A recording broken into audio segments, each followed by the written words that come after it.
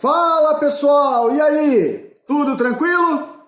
A partir de hoje, fica ligado, começa nosso estudo em genética. Agora o bicho vai pegar, beleza? Aguenta aí que a gente já volta.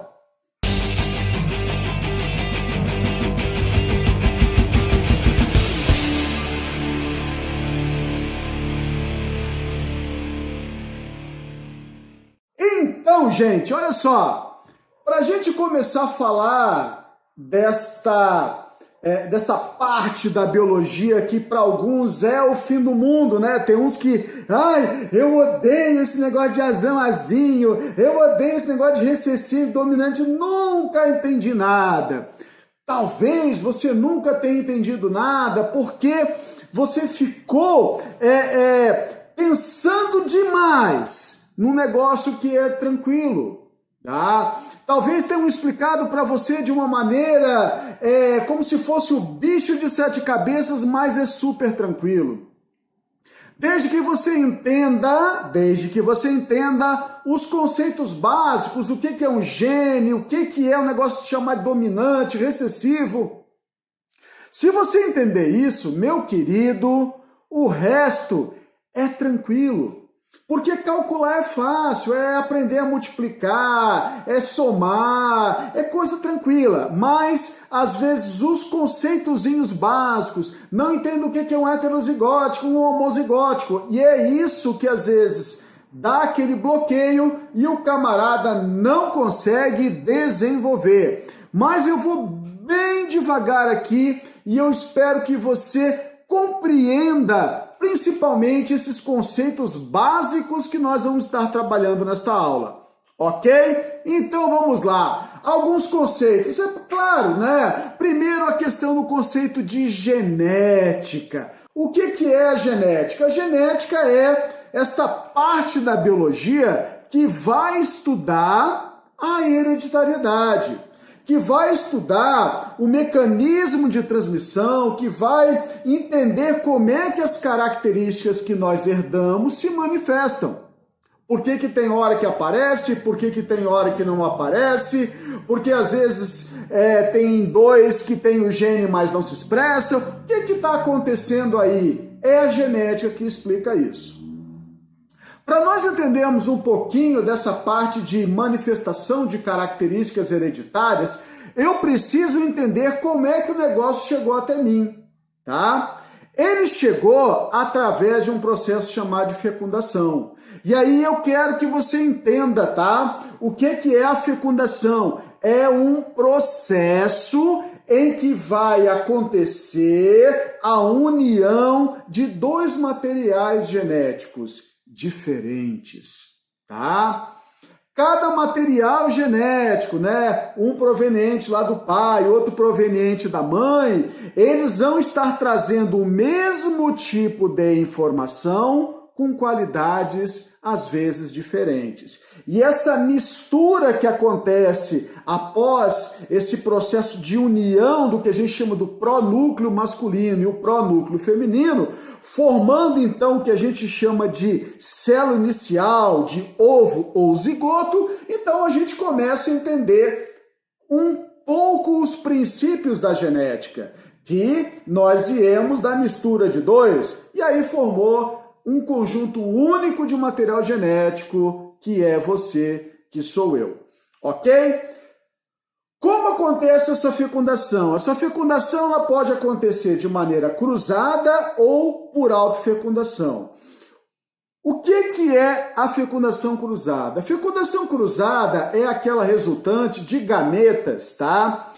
Provenientes de indivíduos diferentes, tá? Nós temos indivíduos, tá, que a gente vai chamar de dioicos, quer dizer, macho e fêmea separados, mas a gente também tem indivíduos chamados de monóicos ou hermafroditas, que são indivíduos que produzem os dois tipos de gametas, ok? Dioicos, macho e fêmea separados, monóicos, um indivíduo só que produz os dois gametas.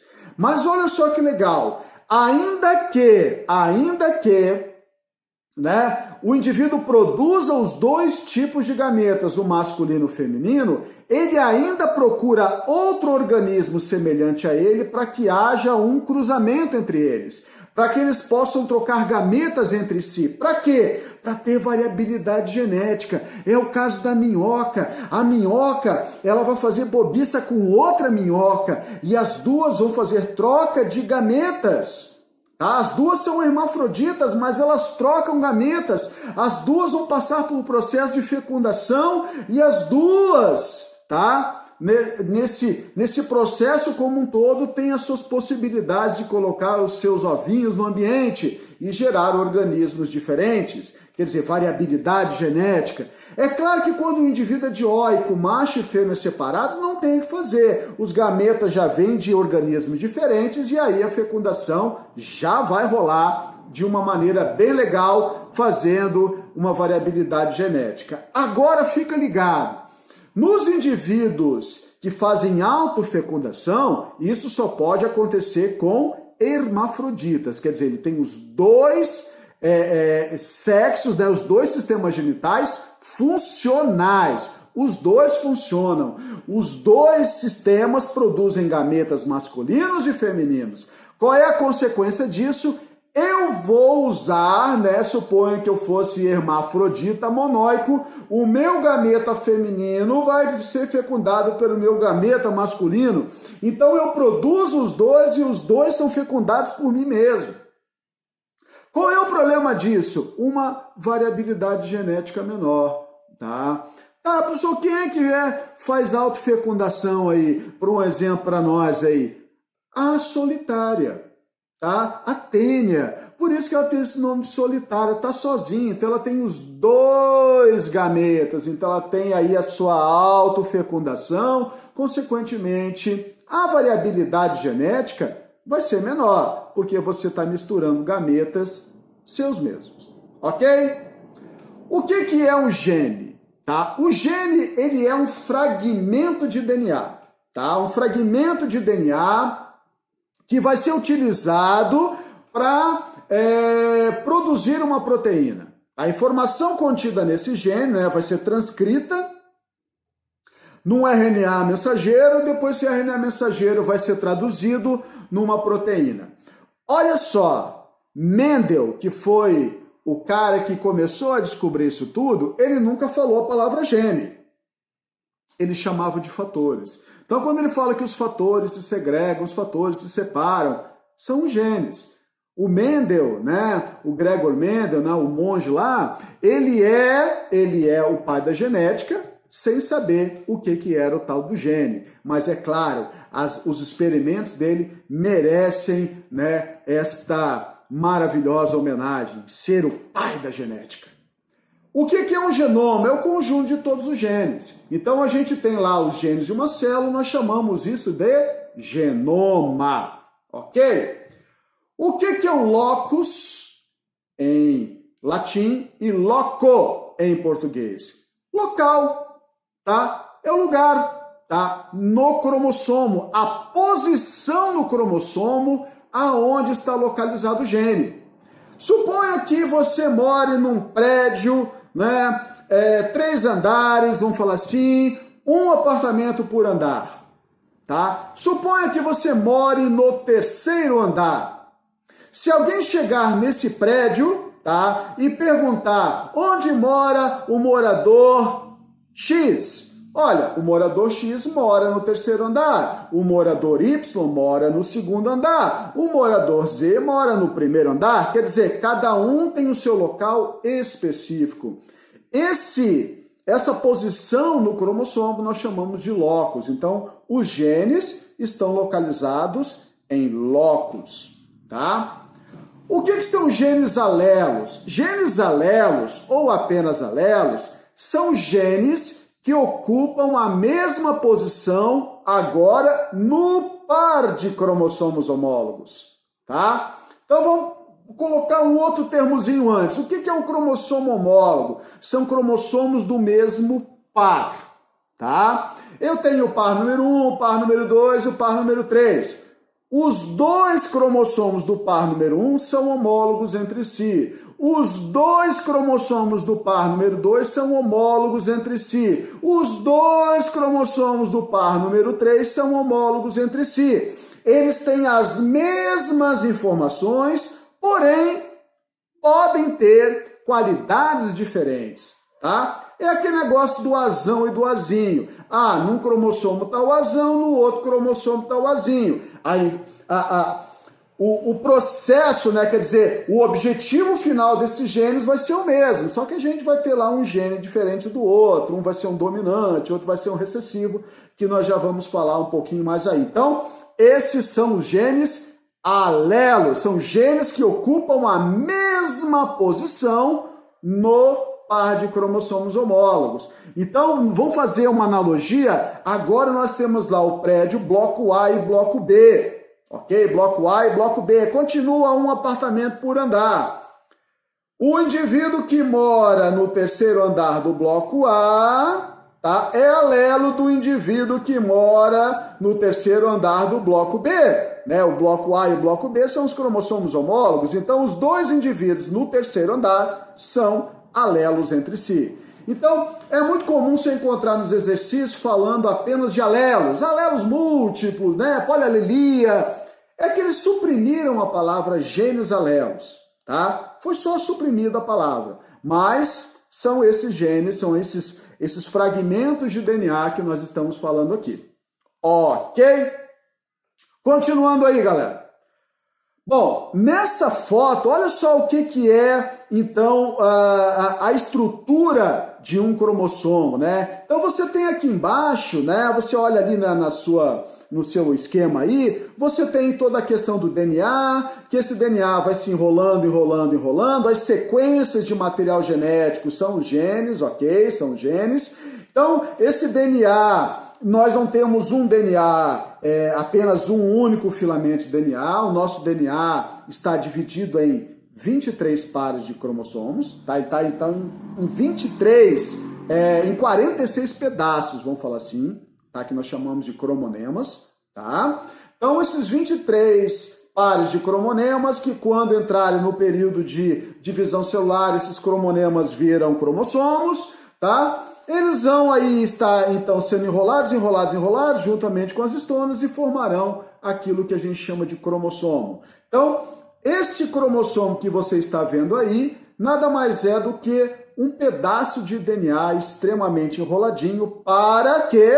Para facilitar a divisão celular. Ok?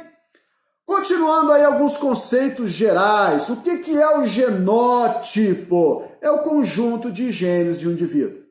Tá? Então, quando a gente fala do genótipo, é o conjunto de genes do indivíduo. É o conjunto de azão, de azinho, de bezão, de bezinho e vai embora. É o conjunto, tá? Só que uma coisa eu já preciso falar para você. O genótipo, tá? Ele não aparece. O genótipo não aparece. Você não está vendo aqui uma sequência de genes para determinar a cor da minha pele. Você não está vendo isso, tá? Você está vendo já a expressão deste material genético, que eu vou chamar de fenótipo. Então, gente, genótipo, ele é invisível. O genótipo, ele também é considerado inalterável. Tá? Professor, mas não pode sofrer mutação? Mas não é bom, vai dar caca, tá? Então, esse genótipo em mim, tá? Ele é inalterável, tá? Ele não vai sofrer alteração, a não ser que aconteça lá o meu material genético exposto a uma substância radioativa, começou a quebrar o meu material genético, aí é outro problema. Mas, em si, tá? Em mim mesmo aqui, ó, não tendo problema nenhum, eu não vou ter variação no meu genótipo. Ele é invisível, ele não aparece e ele não se altera.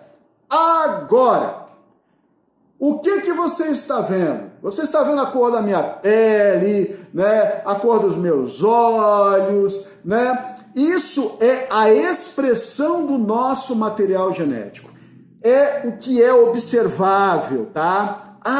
Não é porque está dentro de você por exemplo, a sua tipagem sanguínea, eu não estou vendo o seu sangue, então isso é genótipo. Não, tá? Você não vê a sequência de bases nitrogenadas, isso você não vê.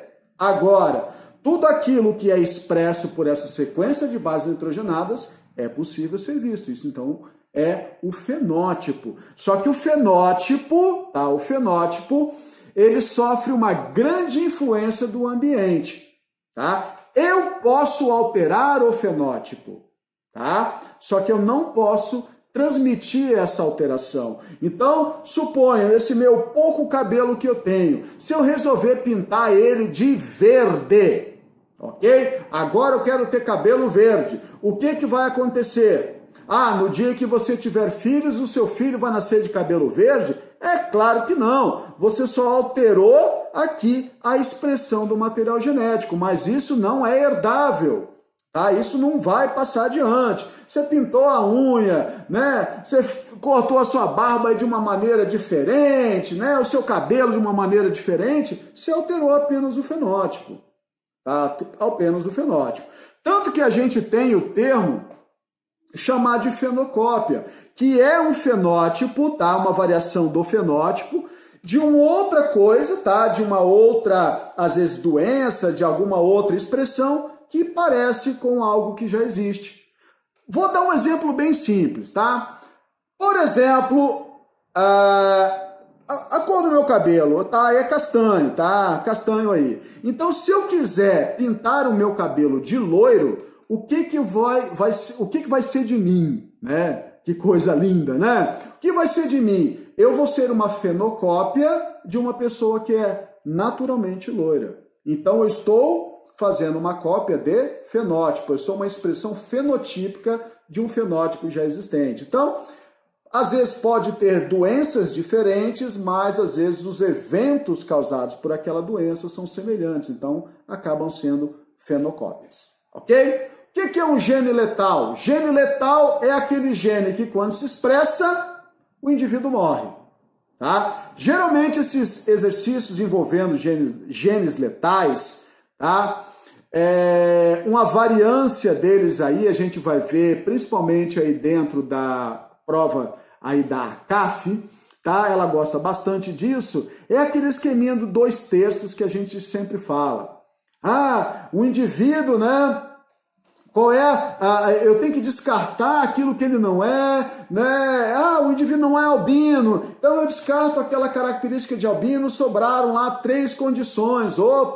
Então eu quero que ele seja heterozigótico ou homozigótico daqueles que sobraram, então a gente fica aquele esquema de 1/3, 2/3, ok? É esse esquema mesmo que a gente vai usar, que eu vou explicar mais lá na frente. E o gene letal é a mesma coisa. Aí você vai ter que olhar no exercício se ele fala para você assim, olha, se o gene se expressar, tá, em homozigose dominante, o indivíduo morre. Tá? Então significa o quê? Que só vão existir indivíduos heterozigóticos e homozigóticos recessivos. O indivíduo, quando é um homozigótico recessivo, o gene, quando se expressa nessa condição, o indivíduo morre. Então, o que acontece? Você vai eliminar, porque indivíduo morto não reproduz, indivíduo morto está morto, nem existe, nem nasceu às vezes. Então, a gente desconsidera este organismo aí. Isso é um gene letal, ok?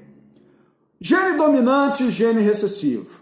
Dominante é o forte. Tá? Grava assim, dominante é o forte, é aquele que quando se expressa, tá? Quando ele se manifesta, a característica dele, tá? Vai ser aquela que vai ser visualizável. Tá? Então, por exemplo, um gene dominante que a gente vai encontrar é o gene da polidactilia, o dedo, tá, supranumerário, um dedo a mais. Ele é um gene dominante. Então, quando ele se expressar, o indivíduo vai ter 6 dedos. Ele pode se expressar, que a gente vai ver numa dose dupla, que você já viu o conceito embaixo, uma condição homozigótica. Então, a gente fala um gene dominante na condição homozigótica, quer dizer, dois iguais, ok? Lembra? Alelos, e os 2 alelos são iguais, azão, ok? Então ele é dominante na condição homozigótica ou heterozigótica, que é um dominante e outro recessivo, o tal do azão-azinho. Mas como o gene está falando para uma característica dominante, ele apareceu, a característica vai se expressar. O gene recessivo é aquele que só vai se manifestar quando o dominante não tiver. Então ele só vai se expressar em dose dupla. Azinho, azinho. Tá? Só essa condição para o azinho aparecer.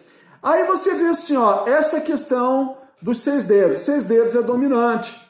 5 dedos é uma condição recessiva. Então, se você tem 5 dedos naturalmente, vamos lá, você é um azinho, azinho. Casando com uma pessoa naturalmente de 5 dedos, azinho, azinho. Então, quer dizer, essa condição de 6 dedos não vai se expressar na sua família, a não ser que a tua esposa ou teu esposo nasceram com 6 dedos. E lá, quando ele nasceu, fizeram lá uma cirurgiazinha plástica lá e tiraram aquele dedinho a mais. Então, quer dizer, o que foi modificado? O genótipo? Não, porque o genótipo manda ele ter 6 dedos. Mas eu alterei o fenótipo.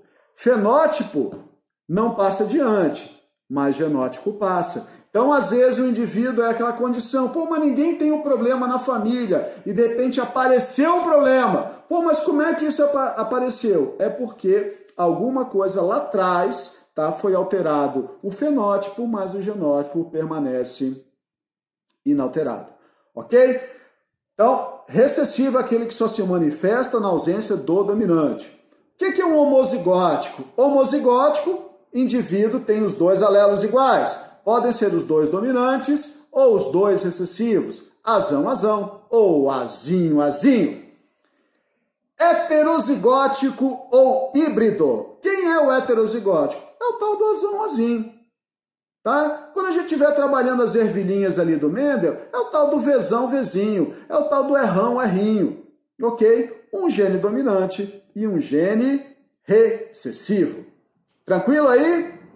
Beleza? Então, olha só o nosso condomínio, aqui agora você visualizando, tá? Esse condomínio, com esses 2 blocos que você tem aí, são os cromossomos homólogos, são os cromossomos do mesmo par. E aí você vê aí, ó, tem 5 andares aí, né? Tem 5 andares. Então, os lugares, né, os locais onde os genes alelos estão localizados, tá? Então a gente chama de alelos os genes que estão no mesmo locus, no mesmo local, tá? A mesma posição no cromossomo homólogo. Então aqui você tem a moça lá que está com a mão no rosto lá e a outra menina também de cabelo presinho ali, de blusinha azul, também ali debruçadinha. Aquelas duas ali, ó, são alelos. Só que são iguais ou diferentes? São diferentes. Então, são genes alelos na condição heterozigótica. Agora você vê um indivíduo ali bem no meio do prédio, os 2 gurizinhos ali, né, iguais. Então, ali são alelos numa condição homozigótica. Aquela menina lá em cima, tá? A menina, as 2 meninas lá em cima, seria a condição de um azão-azinho. Os 2 menininhos idênticos ali seria a condição azão-azão ou azinho-azinho. Tranquilos? Facinho, né? Cara, se você pegar essa parte de quem é dominante, quem é recessivo, o que é um alelo, você já mata 50% aí do exercício. Por quê? Porque os exercícios vão estar falando, olha, os alelos heterozigóticos estão em pares de cromossomos homólogos, em pares de não homólogos, então tudo vai envolver esses conceitos básicos. Então você já sai de largada aí com 50% aí, vou falar assim do exercício, porque você já sabe para onde você vai para trabalhar com esses exercícios, tá? Genes codominantes, tá? Nós vamos falar numa condição, tá, de dominância incompleta, tá? O que é uma dominância incompleta? É que você tem 2 genes dominantes, tá? Mas um não manda no outro. Mas o que acontece? Quando os dois aparecem, ó, dominância incompleta. Quando os dois aparecem, eles chegam a um meio termo, tá? Olha, eu sou cor vermelha, eu sou cor branca, então se nós dois nos expressarmos, nós vamos aparecer com uma cor rosada, tá? Então a gente chega, esses dois gênios, numa condição, tá? Numa condição intermediária, então uma dominância intermediária. Diferente do codominante. O codominante, quando os dois aparecem, os dois vão aparecer, os dois vão se expressar. É o caso, por exemplo, do sangue do tipo AB. O gene A, tá, é um gene dominante, o gene B é um gene dominante, mas o A não manda no B, o B não manda no A. Então o que acontece? Quando o indivíduo aparece com o sangue do tipo AB, em cima do glóbulo vermelho dele, nós vamos encontrar o antígeno A e o antígeno B. Os dois aparecem. Eles não chegam num intermediário, é um A meio B, um B meio A. Não, o A e o B se expressam. Isso é codominância. Na dominância incompleta, os dois vão chegar ao quê? Num intermediário. Não é nem vermelho, não é nem branco. Intermediário. Ok? O que é uma polialelia? A polialelia ou alelos múltiplos é quando a gente tem mais de dois alelos, tá, existentes para um mesmo caráter.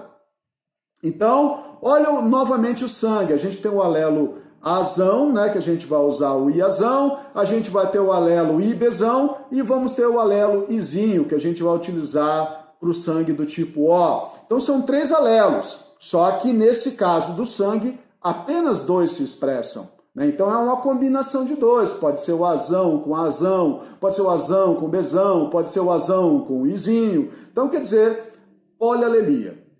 O que é uma pleiotropia? A pleiotropia, tá, gente, não cai em exercícios para você calcular isso em vestibular.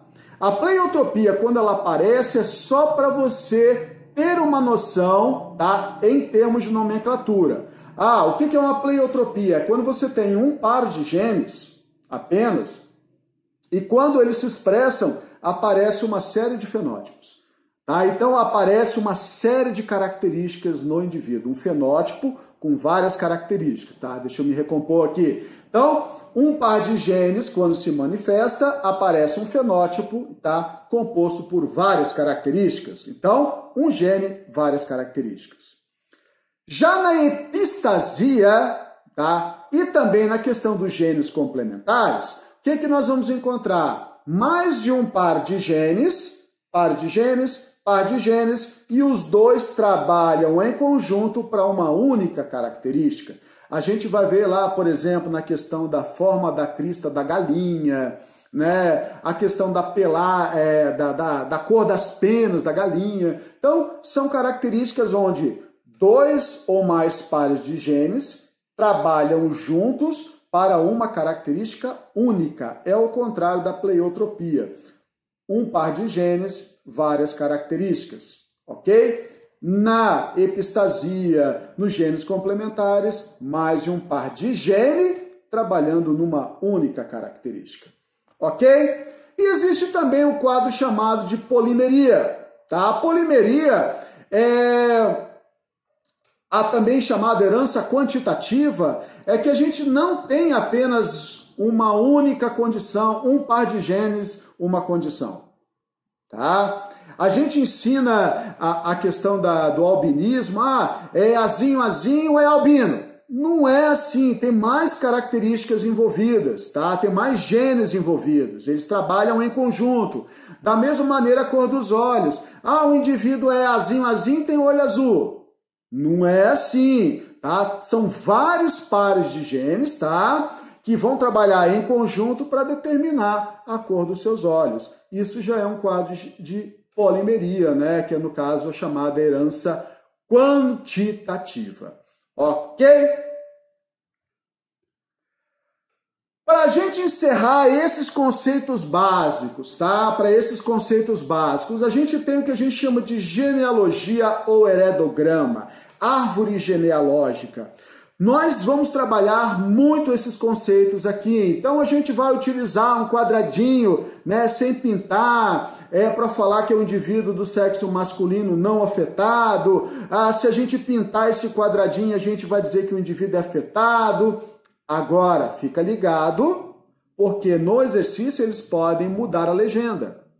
Tá? Eles podem pintar de maneira diferente, falar que é uma característica, pintar de outra maneira, falar que é outra característica, então fiquem ligados na legenda. Mas o clássico é, o quadradinho sem pintar não é afetado, o quadradinho pintadinho, ou a bolinha pintadinha, né, para a mulher, é o indivíduo afetado.